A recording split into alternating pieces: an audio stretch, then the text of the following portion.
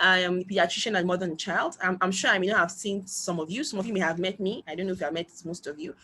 I want to talk about infant feeding this morning. So I'll be done in a few minutes and I'll take questions afterwards. Is that fine? Okay. All right. I can go ahead, right? Can you all still hear me? Yes, ma. All right. Yes, Okay. please. All right. Okay. So we are talking about infant feeding this morning, and we are going to talk about infant feed to start with. So exclusive breastfeeding, complementary feeding, what constitutes a balanced diet, and what to do when you're weaning your child of breast milk. Okay. So I'll be using the following outline: introduction. We'll talk about recommended feeding practices, what to give from birth to 6 months, complementary feeding, and we'll talk about weaning. Now, undernutrition has been shown to cause about 2.7 million children deaths annually. And infant feeding is a key area to try and improve child survival and promote healthy growth and development. Now, the first 2 years of a child's life is very important because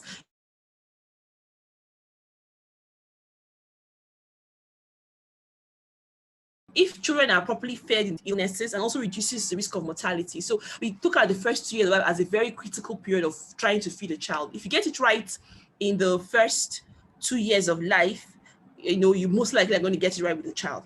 And optimal breastfeeding has been shown 320,000 children's lives under the ages of 5 years.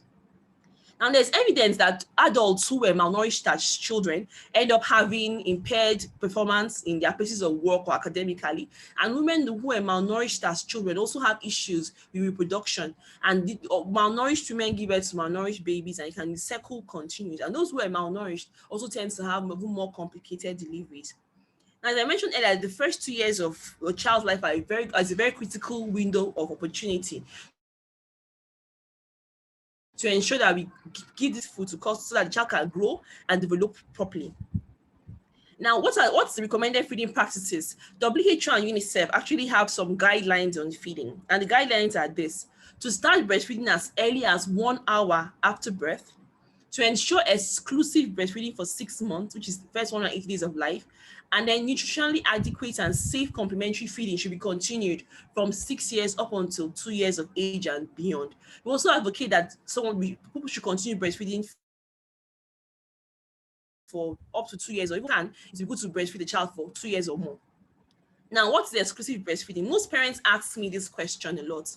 And what's the exclusive breastfeeding? So I'll define it and start explaining what it is. So exclusive breastfeeding, when a child receives breast milk only from his mother. So breast milk can either be expressed or direct breast milk with no liquid, not even water. So when you're giving water, that doesn't make it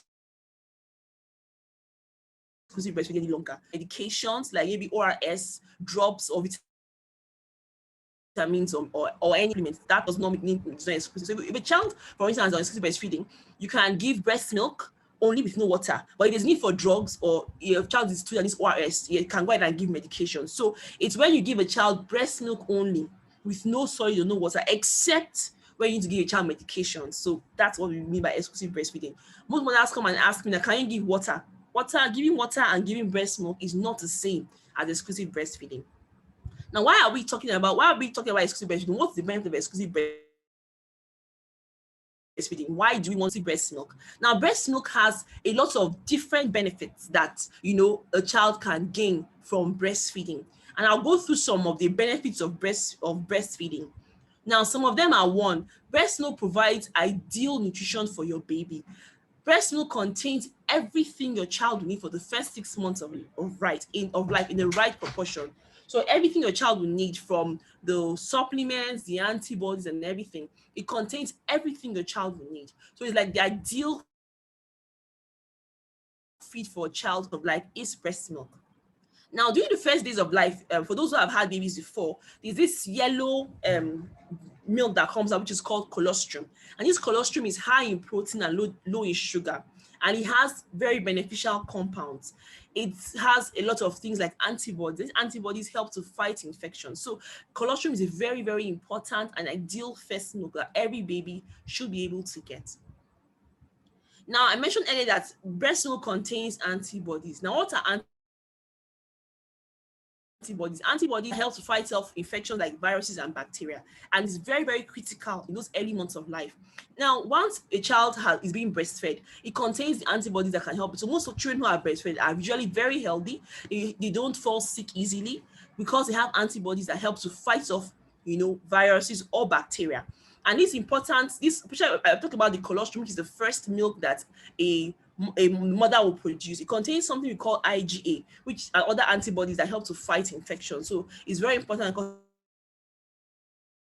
it helps to fight infection. Breastfeeding can also reduce some diseases in children. For instance, children that have middle ear infections, like those that have maybe pus from their ear or ear discharge, even some things like diarrhea, cough, catarrh, intestinal issues, even allergies. So children who are breastfed have less risk of allergies, unlike those who are being formula fed. Those ones have more tendency of having allergies later on in life. Allergies can be from catarrh to even things like skin issues or even asthmatic. So to reduce the risk of allergies, we advise that we should have life. Now, breast milk also promotes healthy weight gain.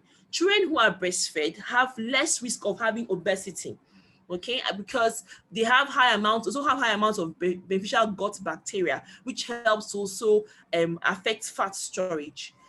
All right, so we actually advise that breast milk, these are the benefits of breastfeeding over those who are being formula fed, because breast milk has this hormone which is called leptin, and this helps to self-regulate appetite and also regulate fat storage. Those who are breastfed, they have this later on in life. Some have shown that children who are breastfed may be actually smarter than those who are formula fed. Well, there are some studies that have shown that, and people say that because of the bonding and physical intimacy that happens with the mother and child during breast milk. So some people who are breastfed may actually have some higher IQ. Some people have said that anyways. The other things that breastfeeding can also do is that it helps the uterus to contract. If you're breastfeeding, you know that you may have this pain in your tummy, whereby the uterus is now beginning to go down to contract, and that reduces the risk of bleeding after pregnancy. Okay, and mothers who breastfeed also have a lower risk of depression. Now, for the mother, what does breast milk do? How does breastfeeding help the mother? So it helps mother. It's been seen or has been shown that those who are breastfed or those mothers who breastfeed have a reduced risk of things like breast cancer and ovarian cancer, and also mothers who are we still following? Should I pause? Or am I too Yeah. fast? No, we are Yes. with you. Sorry. Okay, Well, okay. it's fine, ma. All right, thank you. So I mentioned that breastfeeding also has benefits to the mother too. So just beyond the baby too, what does mother gain from being breastfed? So if a mother is breastfeeding, there's a reduced risk of cancer like breast cancer, ovarian cancer, and also reduced risk of things like hypertension, diabetes, or other heart disease. So you can see that breastfeeding benefits the mother and the baby too. Then it also prevents menstruation. So the first 6 months, if you're breastfeeding for the first 6 months of life, the breast, you see that your menstruation would stop, contraception, so that you don't take in the first 6 months of when you're breastfeeding. So it's a form of contraception, and also it also saves time and money. The economy has been very, very wonderful recently. So imagine how much money you're being saved from by breastfeeding. It saves money, it saves time. Also, the also reduces the risk of the time spent in trying to sterilize bottles, wash cup and spoon, and all that. Breastfeeding saves a lot of. These are the few. There are so many more benefits, but the few that I've said to just bring out benefits of breastfeeding, which we keep trying to emphasize why we should breastfeed our babies in the first 6 months of life. Okay. I will talk passively on what we call positioning and attachment, which when I see every mother, I try to talk about how to properly position your baby and how to attach them when you're breastfeeding. That's another important thing that I might bring out later on as we are discussing. Now, what is complementary feeding? Complementary feeding is when breast milk is no longer enough to meet the child's nutritional requirements, and therefore you need to add other foods and liquids along with breast milk. So initially, in the first 6 months of life, you give your baby breast milk, right? As the child is growing older, the child needs more food to begin to grow and develop. So at this point, you're going to introduce other things like formula, and semi-solids and solids. So this is why we call it complementary feeding. Now, the target range for complementary feeding is usually between 6 to 23 months of age. But even though I said you can still breastfeed 2 years. Now, even after complementary feeding, breastfeeding should still continue because it's still a critical source of nutrients. Some mothers tell me that I've still giving pap when I've stopped breastfeeding. Even when you start complementary feeding, you should still continue to give your child breast milk, okay? Because it provides about 1/2 of the child's energy up until 1 year and still provides energy for the child up to the 2nd year of life. So we still encourage that even when you start complementary feeding, don't say, she stopped on her own and then I stopped. No, you introduce food and still continue breastfeeding the child, even as now your child can start eating solid foods at about 6 months of age. By the time he or she is about 7 to 8 months, you can start trying a variety of foods from different food groups. These food groups can be infant cereals. You can give, proteins, fruits, vegetables. But we have what we call choking hazards. So we should try and avoid things that can make a child choke. For instance, things like hard. You want to give a child like something hard, like maybe carrots or apple. We advise that you boil them a little before you blend and give them. Children from this age can take things like puree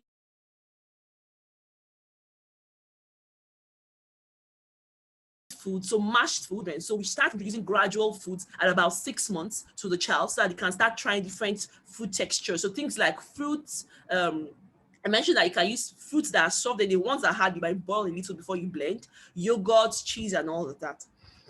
Now, it's good to try one food at a time. For instance, if a child may react to a particular food and you may not be sure that he or she is reacting. So we are advised that if I'm trying to have allergies to different kinds of foods, so we are advised that wait 3 to 5 days in between each new food. So if you try something new, like maybe eggs today, wait a little before you try a new food. So you'll be sure, okay, is this child reacting to the food or tolerating the food properly? Okay, so I mentioned that just to buttress the fact that complementary feeding is a time whereby most children have issues. Children that end up having malnutrition usually have it at about 6 months. So when most parents are trying to change from breastfeeding to feeding other diets, there's a time why most kids end up falling sick or losing weight because of the way we do. As I said, it's a gradual process. Introduce one thing at a time, and these are children who are not used to this thing, so it takes time. You might give your child pap today and she rejects it, doesn't mean that she doesn't like it. So you keep on offering her. You just say offer her at least 10 times. Keep trying to offer the child the food. We can try maybe smaller quantities often so that we ensure that the children are well fed. As I said, this 6 months is a very critical age. I've seen so many children who are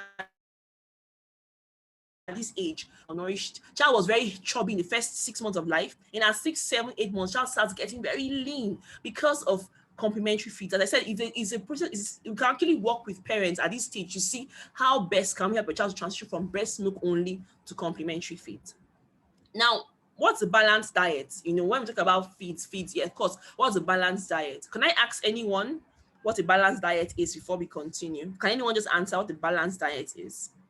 Anybody can just say something. It's an interactive session.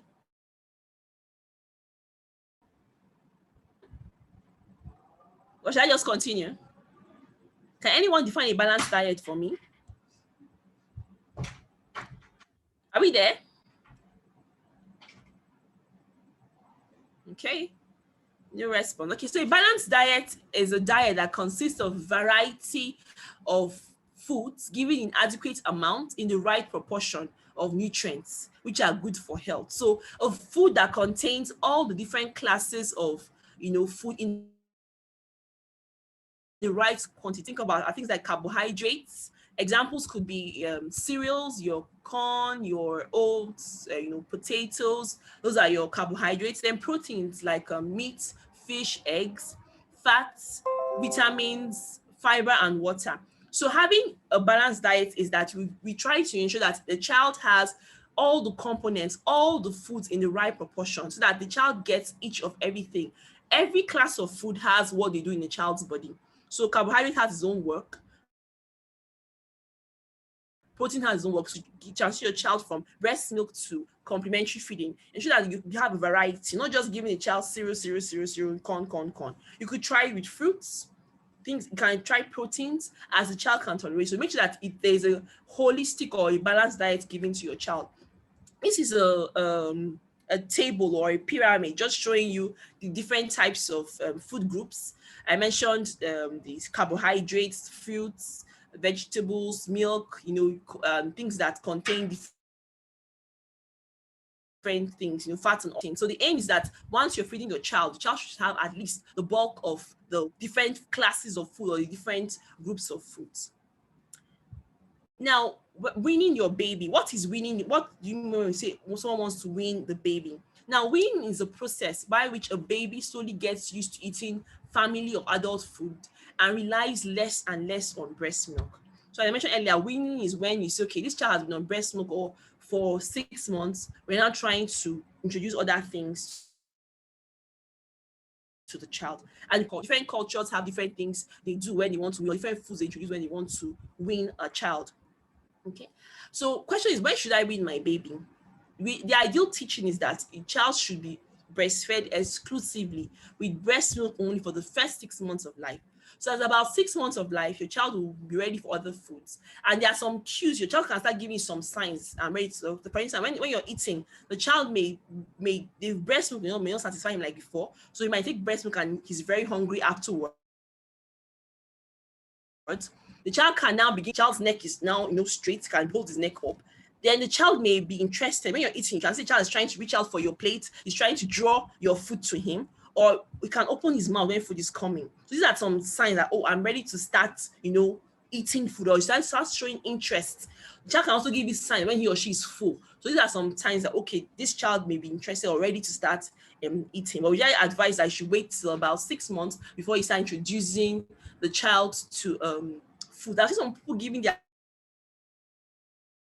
children at 3 complementary food, which we really frown against. We prefer that you wait up. At 6 months, the child's digestive system is well developed to accommodate or to digest these foods that you're giving. Starting a child on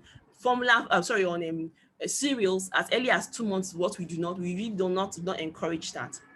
Now, healthy babies of weaning age are growing and developing very fast. So great care has to be taken to see that they are getting the right kind of food. Now, we have 2 kinds of weaning, what we call mother-led weaning. So what we call mother-led weaning, it means that you're the one who leads the weaning. You start giving your child maybe mashed foods, purees, mashed food, then gradually start making it a bit more solid. So we call that mother-led weaning. So you can introduce the child from about 6 months. And what we call baby-led weaning. So at this space, the baby is one who takes the lead, and the baby is one that begins to explore by himself, and you now follow the baby's cues to let the baby wean. Either anyone is fine. Either you allow the baby to lead you at his own pace, or you're the one that gives the child food at your own pace. But the most should be a gradual process of introducing the child to healthy, balanced diet. Okay. This is just a brief chart, just trying to show you the different stages of weaning. I said you should begin at 6 months. How many milk feeds to give, like 5 to 4 milk feeds a day. And when you start weaning a child, you don't start giving cereals often. You start gradually. So maybe 1 to 2 cereal feeds a day. Then you can graduate to 3. And then as child grows older, you now start replacing the milk feeds with more of foods. Okay. The aim is that the child should take at his or her own pace, and then as the child's body or the child requires the food. All right. So I think for now, that's what I have for now. Okay. Thank you for listening. All right. So I'll take questions. I'll take comments. I hope I was clear enough. I hope I was heard, but I wasn't too fast. Okay. All right. Thank you so much, Doctor. It All right. was well explanatory. All right. All right. Thank you, Shola. All right. Thank you, ma'am. Do you have any questions from the house or any clarifications you want me to make? Yeah, please, I want to ask. So in a case where when you give birth to the child and the breast milk is not coming out on time, so what's the solution at that point? In the first the few hours or few days, if the breast milk is not coming out, so what do you feed the child with? All right. So thank you. So normally, as I said, we would encourage breastfeeding, but I also will not encourage any child to starve. Okay. So we usually try to, as I said, you try to initiate it in the first 1 hour of life and try to ensure that the child starts sucking. But in the interim, if nothing is coming out, this child is going hypoglycemic, we can actually give formula, depending on when the child is able to, establish lactation. But I said it's for a very, very brief period. It doesn't happen often because most times as we usually start early within the first 1 hour of life. In those rare occasions, we can say, okay, start on feed so the child doesn't, get low blood sugar and now have issues. So we can say, okay, start formula, but the aim is to quickly transit to breastfeeding as soon as possible. But we still advise that just keep putting child to breast. Child will keep on sucking, and definitely child will definitely get something from the breast. Does that answer your question, ma'am?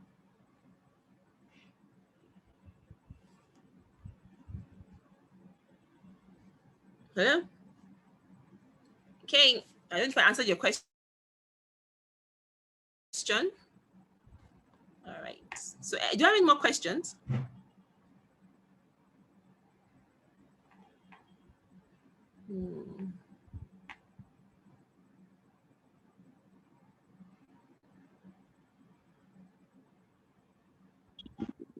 Okay. Hi, good morning.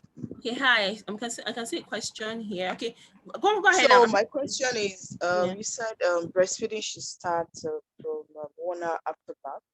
So what happens if the delivery is through surgery and the mother, so is that possible also in that scenario? What's that? I didn't hear you. My question is, you mentioned earlier on that the breastfeeding should commence 1 Yes. hour after the birth. Yes. So my question is, what happens when the delivery is through surgery, elective surgery? So what happens? So it might not be possible for the mother to start breastfeeding 1 hour after birth because of the procedure. So what do you do in such scenario? Thank you. Okay. So what we do is that even when a woman gives birth via CS, we still try to initiate it so we can actually help her. So the aim is for us to at least try to establish something. So even though once she's out of the table, we don't take the child to her, put her to bed, just for her to at least try and suckle a little. So we still try. But I said, if a mother is ill, she's unable to breastfeed, of course we could still allow formula because you don't want the child to have issues of maybe having low blood sugar. But we still try to, even on the table, once the baby, we do that where I work. Once the woman has belly, take it to the mom and try to suckle a little once she's out of the theater, and then after that we now can continue formula if the woman is ill and she's unable to lactate. But as I said, we still try to establish it even in that first 1 hour, CS or no CS. We still try to establish breastfeeding as much as we can try. We still try to. I saw a question here. Someone says that so that answer your question, ma'am. Yes, thank you. We still try. Okay. Someone said here that the topics are futuristic and which is unfair. I think they can come up with a plan of treating topics according to each trimester. We can log on to. Okay, so I think for this person, do you mind sending us a list of topics that you think you want us to address? The aim really is for us to know what exactly do you want us to discuss, because you said that the topics we are talking about are futuristic and I think it should be based on the trimester. So I think it would be nice for you to give us an idea of what exactly you would want us to discuss. Give us some thoughts, then we'll now talk about if that feedback from the house, whatever you think can discuss that is what's your concern presently, let us know. We can work around how to address whatever concerns you have or whatever you think you want us to discuss at any stage of trimester that you are in. There's another question here that says, good morning, ma'am. Concerning the period when you said first 6 months, mother won't see her period. Is it applicable to all mothers? No, it's not. Some mothers see their periods almost immediately. It doesn't happen to everybody. Some it does. For some, it doesn't happen to everyone. Some see their period in the next 2 months. Some see before 6 months. So it happens to some. For some, it doesn't. Okay. All right. So, okay, you said, please, what can mothers use to treat nipple pain if such occur during breastfeeding? Okay, so for nipple pain, most times, I would say that nipple pain has to do most times with what we call not positioning the child properly. Now, when the child is sucking, some mothers just allow the child to suck the nipple only. And I always say that when you suck the nipple only, there's tendency for the nipple to get cracked, get sores. So we advise you to suck the nipple and the black part too, which is called the areola. So you know how to position the child properly. That's what I try to, when I see any mother in hospital, I try to teach them how to properly position their baby so that you can properly so that you avoid cracked or sore nipples. When that happens, we are just advised you to lubricate the nipples well. Maybe you can express out of that breast if breastfeeding from that nipple is painful. We can if it's beyond, if it has what we call mastitis, which can be like nipple and maybe breast engorgement, we can also give some antibiotics too. But it depends on exactly what is causing the cracked nipple, what it looks like at the time. But as I said, most times what causes it is not being able to properly position the baby well when we are breastfeeding. That's one of the most common causes of nipple pain or nipple cracking, which we try to help mothers to teach them how to properly position and attach their babies to the nipple. Okay, so as I said, just lubricate maybe with something like an emollient, maybe Vesine or something. Then you can try to express out of that breast milk so that it doesn't get engorged, and so that you can rest the nipple while you're trying to let the nipple heal. But most important thing is try to learn how to properly attach your baby so that does not reoccur again. Okay. So do I have any more questions? I think in the hello.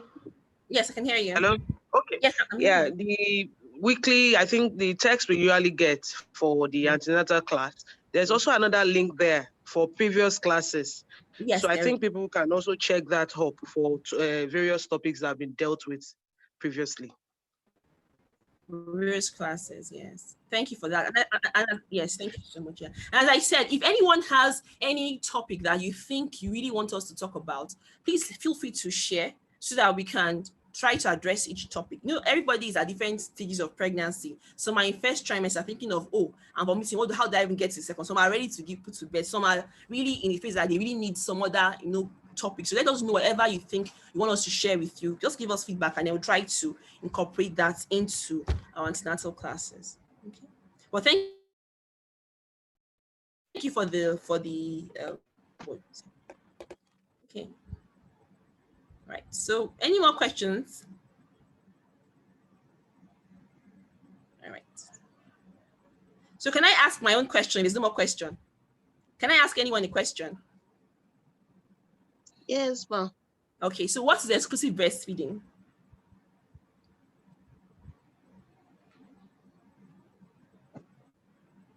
I want to be sure that we're following. What's exclusive breastfeeding? Okay, please, Mrs. Yang, please go ahead.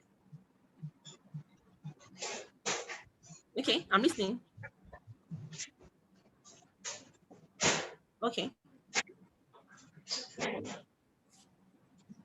All right. Can you hear me?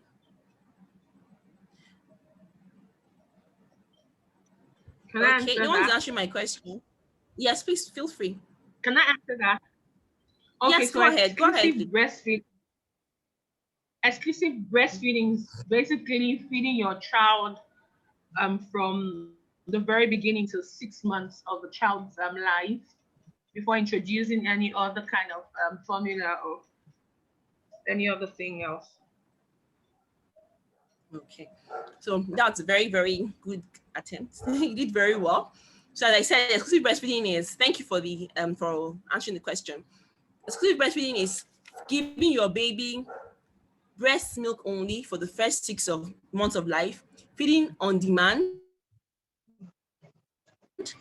feeding day and on demand, at least 8 to 12 times a day. So you feed when your baby is hungry, you feed day and night and feed on demand, and giving only breast milk, no water. But if you have to give drugs, that does not make it not to be exclusive. If you have to give ORS, for instance, it's still exclusive breastfeeding.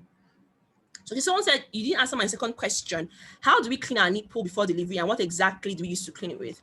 Basically, you just clean your nipple with warm water and just stimulate the nipple. There's nothing special to use and clean the nipple. Just when you bathe, just use warm water, just use a towel, clean, just try and unclog your milk ducts. There's nothing really special to use to clean your nipple. Just warm water, take your bath, and then just use a towel to clean around your nipple, just to help you to remove the dirt around the nipple and try to, just clean. But warm water and just taking a clean bath is okay. There's no special solution to use to clean your nipple. So just warm water, it's fine. Okay, so all right. So any more questions?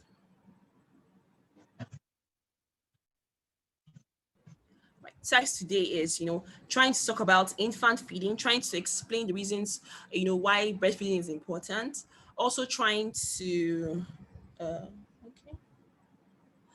All right, so I'm very new to everything until it happens, okay? And I rushed to the hospital, like I said. I joined lessons since October and I can't find any past video of treated topic. Okay, so we actually have a site whereby we can link to get all the topics we've done since last year. So maybe we'll try to get that across to you so that you can see all the topics we've treated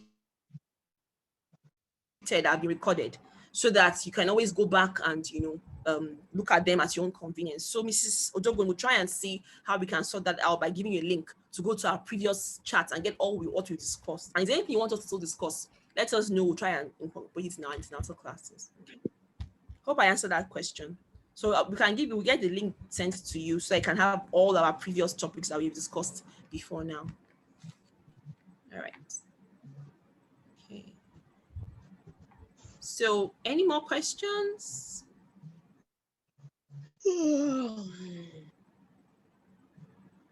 Okay, you're seeing me now, sorry.